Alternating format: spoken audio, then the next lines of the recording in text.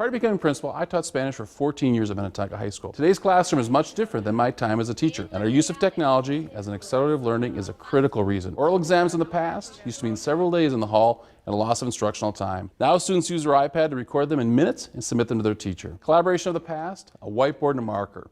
Now students use Google Docs, Quizlet, and a whole host of other apps to work collaboratively in and out of the classroom. Whether it be feedback in minutes versus days or learning about another culture through video, technology serves as an amazing tool that engages students and improves student learning. This sure isn't my classroom anymore. Yo sé que tú eres un médico. If you had told me that I would be recording Spanish orals on my iPad like 6 years in the past, I wouldn't have thought that would be true. For this assignment, we had to simulate a conversation between two people in a film we had recently seen. Use Spanish to just go through and record a conversation between them. That would be as a possible future conversation that they would have later. One of the nice things about this assignment is that we're all able to do the conversation at the same time, like every student in the class, and it only takes about 4 minutes, whereas without the iPads, you would have to do it with the teacher and it would end up taking multiple days. I would say that the kids have a more authentic experience with the language now. Devices, I feel, are more interactive. They, I think, tend to rehearse a little bit more in preparation for use with the device. So the device is kind of the last step. It gives me more class time back because all students can perform at the same time,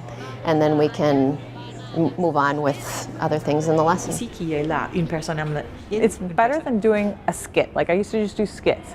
Well, now they get the technology and they get to kind of put it together, and it's just more fun for them, and it just sounds more authentic and it sounds really professional. Every day we use it for our students to research, to write, to investigate, for them to come up with different ideas, to participate as a group. For example, we use Google Documents where they can actually share their opinions, ideas, answers. I think the recording tool is really big because you can only do so many projects in class where you have the time to sit down with your teacher one-on-one. You have to work on your precision in language and how you're speaking fluently so that somebody can hear you over a recording. When they collaborate, when they work as a team, as a group, it's all about sharing and learning together as a community, as a group. What we had to do was go around the school, find the rooms that we wanted, and then write out a small script for every room that we chose of how we were going to explain it. So we used Notability for writing out what we wanted to say. This was a partner project. So Google Docs just helps because you can type things in, share it with your partner so you can work on it even outside of school. And then we used Adobe Voice to do the recording. So we took pictures, inserted them into the Adobe Voice file. We're using an app called Green Screen. It's by Do Ink. It's our way to present our ideas in Spanish. Put backgrounds or videos behind them so it looks like they're actually in